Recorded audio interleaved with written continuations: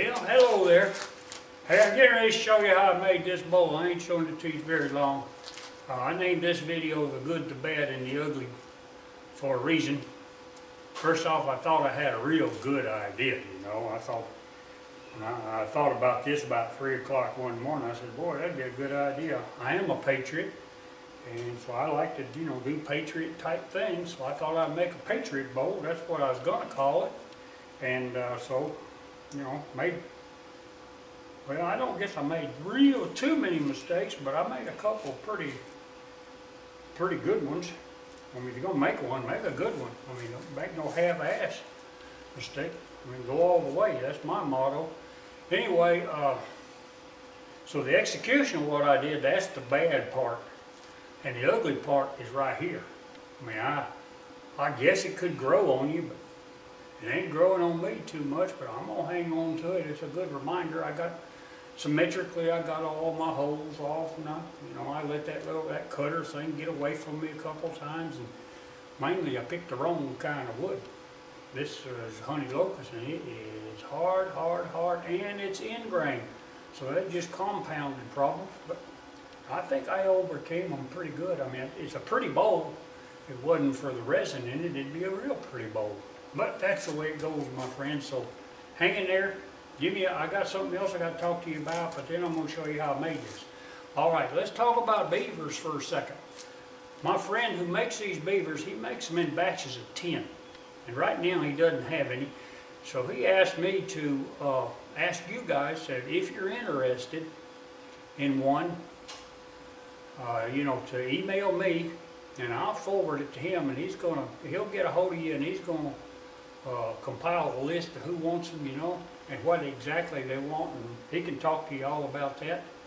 But he doesn't want to make a batch of 10 because, you know, he's just like me. He's just a good old boy, and you know, he don't want to put a lot of money in there and have them sit on the shelf. It does cost him quite a bit to make them. I mean, he makes his out of tool steel, and you know, that's expensive stuff. The tool steel alone for each beaver cost him about $10. So you go figure that, and then all the labor involved. So it's not profitable for him to make one at a time because, you know, he has to set everything up for each part of the production, sort of like a Henry Ford line, you know. So he does one thing on all 10 of them, and then does another thing on all 10 of them, etc., etc. So anyway, I'm going to put my email address down there. It's really easy, you know. It's woodwhirler@gmail.com. That's just all it is to it. I mean, anybody can remember that. And you know, you email me and tell me you're interested in one or you want to buy one, and I'll forward it to him. And from then on, it's between you and him. I'm out of it, okay?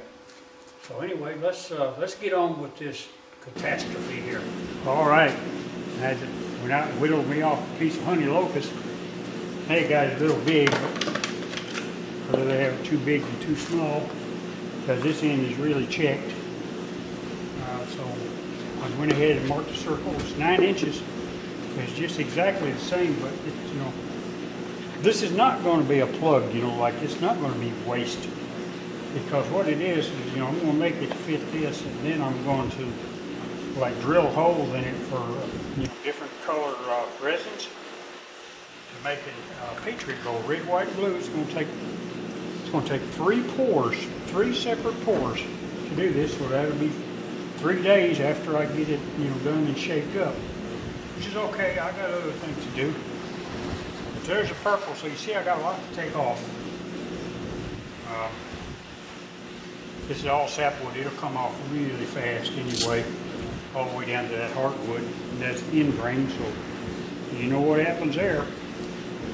What became easy becomes hard. This is going to be the bottom. So this old crooked other end, it'll be, oh wait, we'll redo that. This will be the top. This will be the bottom. All right, this is pretty bad out of balance. I'm going to go ahead and, this is that Graph wheel that they sent me from Belarus on a battery-powered Ryobi for 4.5-inch grinder. So I'm just knocking some of this off. It'll help with the balance a little bit. It ain't gonna help a whole lot, but yeah, you know, that's what I'm doing. Pretty easy.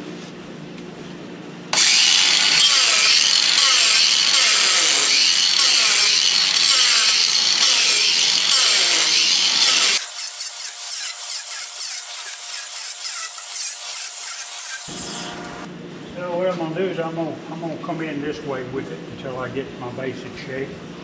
Let me get this over here.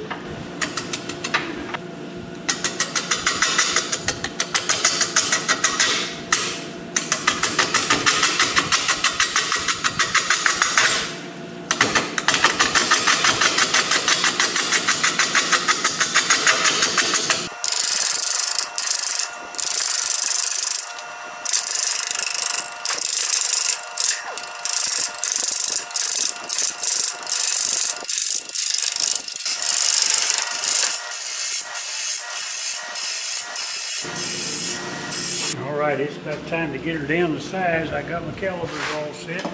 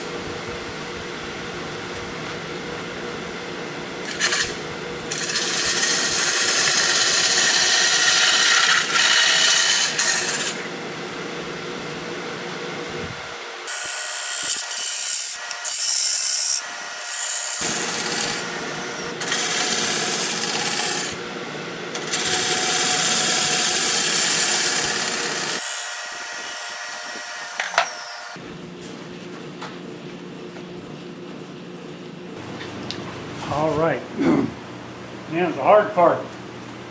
All right, you see those blue marks? This is going to be a Patriot bolt. So what I'm going to do is I'm going to drill a hole here, okay, and at a little slight angle, and I'm going to cut a line here, and drill 3 holes, and that'll be white epoxy. But when that sets up, I'm going to come to the side of it, right about here, and drill it. And on the right side will be blue, and the left side will be red, white, and blue. And the same thing on the 3 lines. So I'll start with this one. Okay. Just a hair more right there. I don't know if I'm going to be able to do this or not now. I'll turn just a little top. All right, let's see, go to work.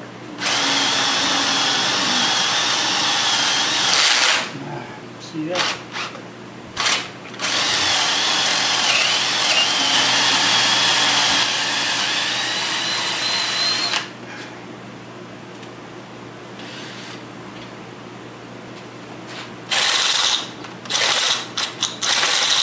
Come on now. All right, I've got my 3 holes drilled. Now I'm going to try this. Who knows what's going to happen here.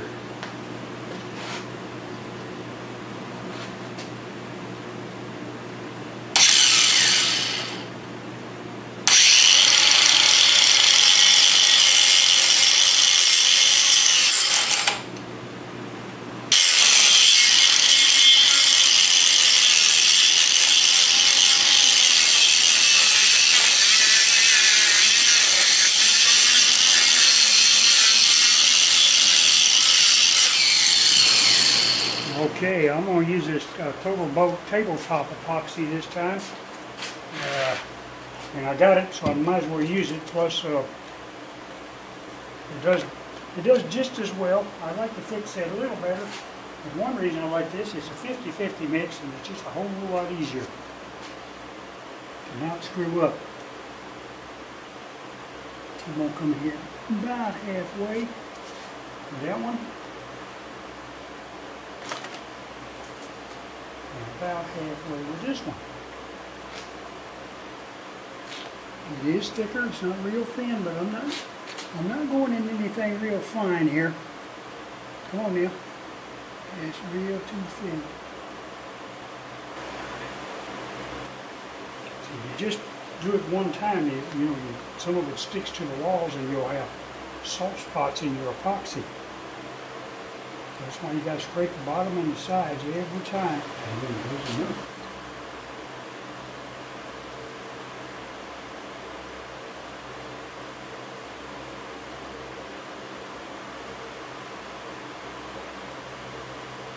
Always gonna shrink a little. Well, you know what? There's always a hiccup somewhere, isn't there? If there wasn't a hiccup somewhere, this wouldn't be no fun. All right, that was the last pour. If I destroy the bowl this time, it ain't no big deal. Maybe not. All right, I got it out of the bowl. It wasn't much of a problem. I saved the bowl for another day. Got my fast belt on, got my round cutter ready, and I'm gonna roll this thing up pretty fast and wearing a long sleeve shirt and heavier gloves today because there might be some stuff coming off. So let's just see what happens.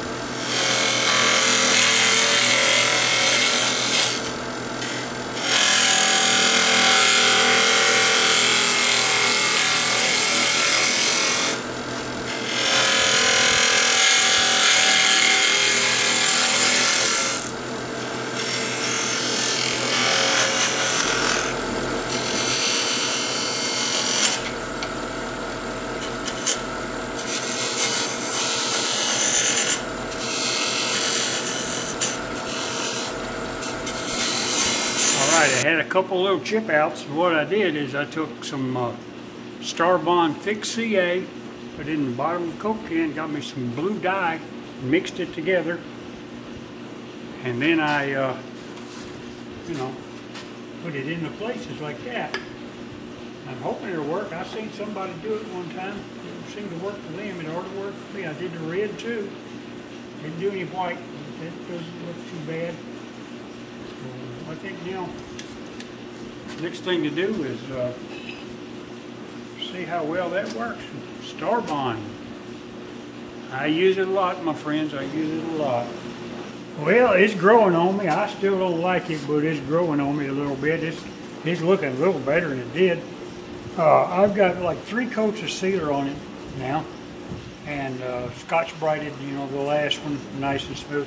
I went ahead and made myself up a dose of OB Shine Juice. All right, that on before I knock it over.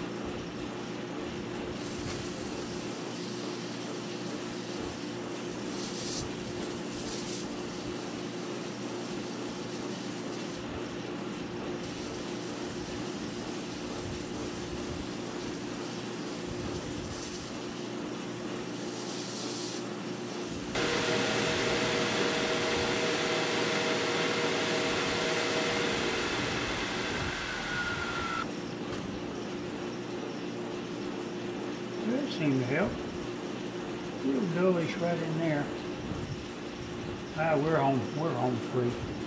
Only I notice. It's looking better. I still don't like it. See you later.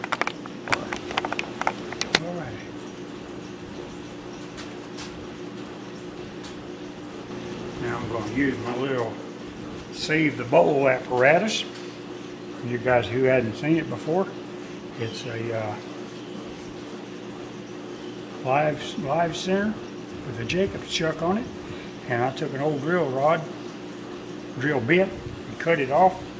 I made myself one of these like this. Leaves me plenty of room to cut. And if this bowl comes out of there, it's not going anywhere, especially in the meat, or hit the ways and you'll break everything. I use two tools here. I use my beaver to do the main roughing. Come here with a square cutter to work the walls. And what I do is only cut down so far, and then I work the wall, and I cut down some more, and I work the wall. That way you maintain some mass in the center to keep this wall from vibrating. I don't think this one will anyway, but you never know. So, let's see what we got here. I'm going to whirl it up now. And I'm going to do some pretty fast turning here. About 2400.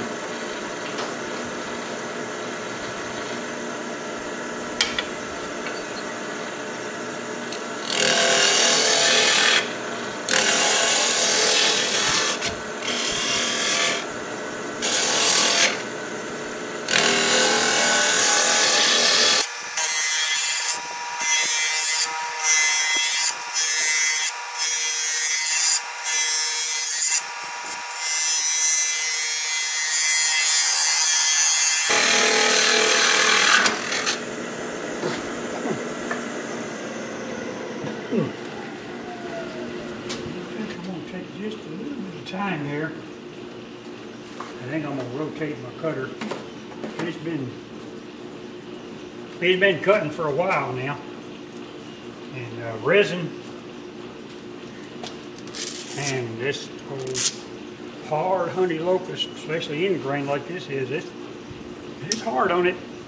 So let me see if I can't get this thing rotated. I may hit it a lick too on a card. So, excuse me, I'll be back in a minute. All right, I'm back. See if this does any better now. Still don't take away from being so hard.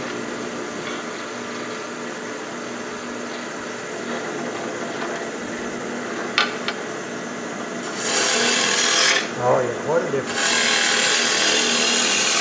Amazing, isn't it?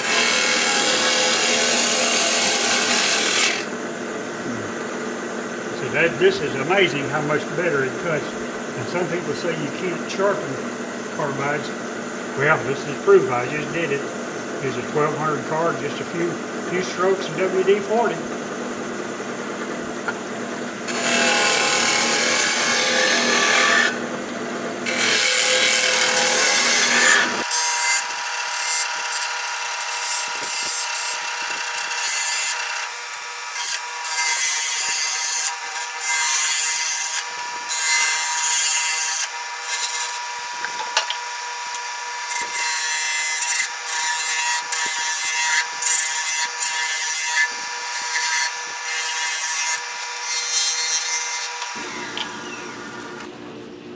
Yeah, we're getting close already. We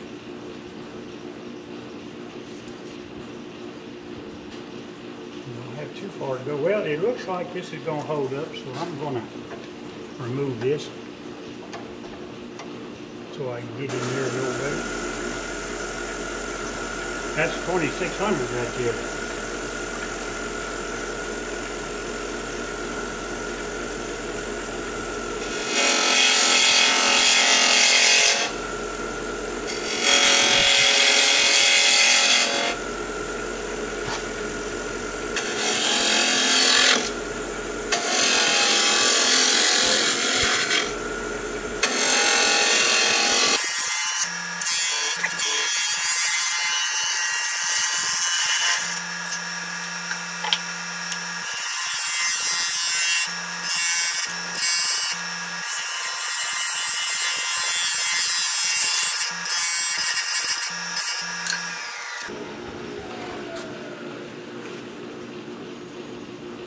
Well, let's see. That business end grain, it's not putting out shavings, it's putting out like this stuff, and that fan's blowing it right back on me. Hot for a little while, because this stuff's so fine, it's just blowing it right back on the inside of my mask. I may have to move my fan over there. That, my friends, is $2,800.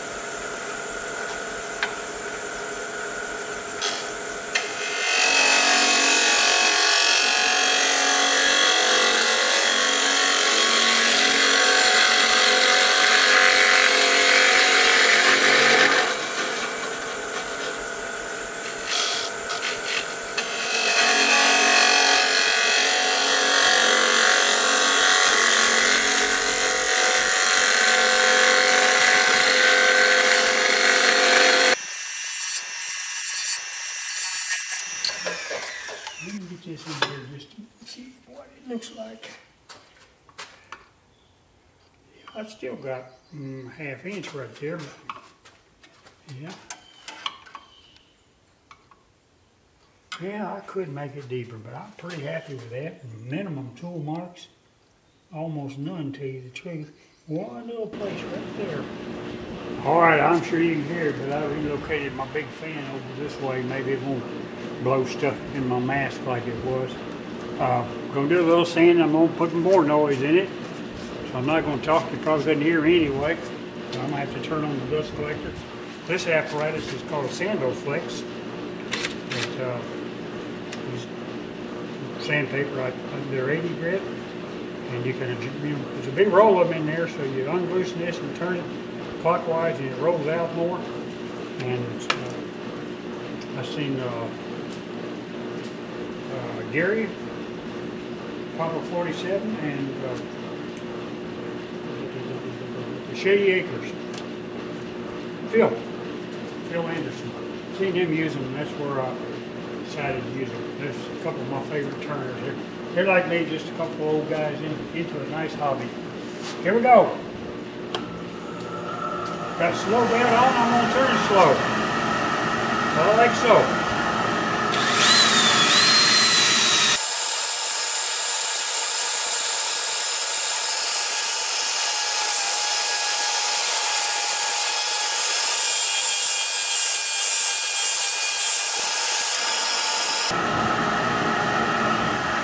There's something I don't like about it, but you got to be real careful not to hit this right here, because it's black plastic and there's a little mark in there. So be real careful. Doing pretty good, but it needs some more. Alright, I got 3 coats of sealer on it. So now I'm going to start with the OB chime juice. A little steel wool first. Knock off anything that just don't belong there, maybe.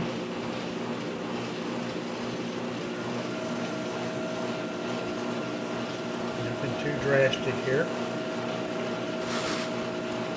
And I'll take a little bit of Scotch pad, same thing.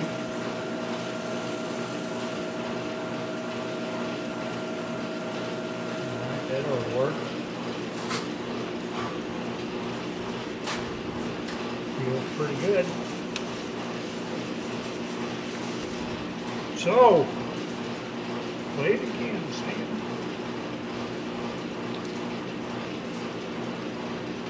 And I didn't use much, none's evaporating. But you got to shake it up. You can see there how it's settled.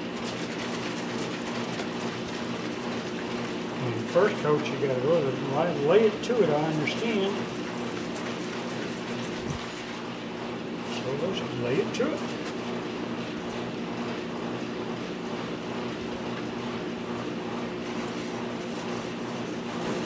Now, I think the real secret though is to get that base under it. You get it smooth first, and then you put a base like sealer of some sort. It doesn't have to be my kind. A lot of people use that in my land. And I looked it up. It costs more than the men wax. Looks like it's just cellulose sealers. I can't tell the difference. Let's see what we got. Let's just take our gander this time. Goodness, that's just one coat. Look at there. It's dry too. Hell, maybe I ought to quit. I'll quit. coat. That's it, inside and out, one coat. My goodness. Holy catfish. I'm gonna wash my hands and flip this thing around and cut this tenon off. Alright, I'm gonna go ahead and cut this tenon off, except for a nub. And I'll go ahead and just turn it at 1,000, see how it works out. That'll be alright. I stay away from the resin so the resin don't chip out.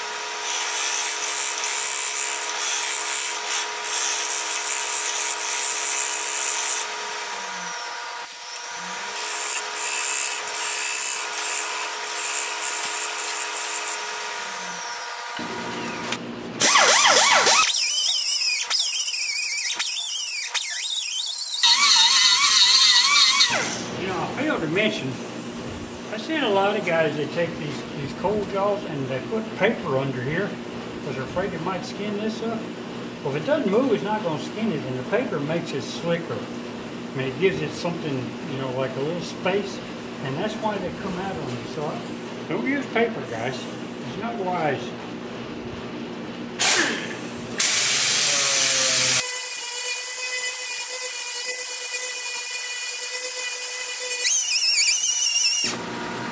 Smooth as a baby's rear. Well, here's your end product. I can't really say I'm very proud of it, but you know, you don't have to be a novice turner to turn out things that, you know, don't meet what they should meet, don't meet the expectations I think you guys have of me. But you know, the whole point I want to make is just that. You know, you need to know everything don't turn out as you expect. Us wood turners, when we start something, a lot of times we know we got an idea in our head, but it sure don't ever turn out that way. The wood has to dictate what you do with it. And in my case, my bad execution of drilling holes and stuff sort of dictated it to me. But that's the way it goes sometimes. So I hope you still hang in there with me.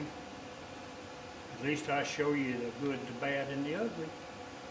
Take care, subscribe. Call your mama.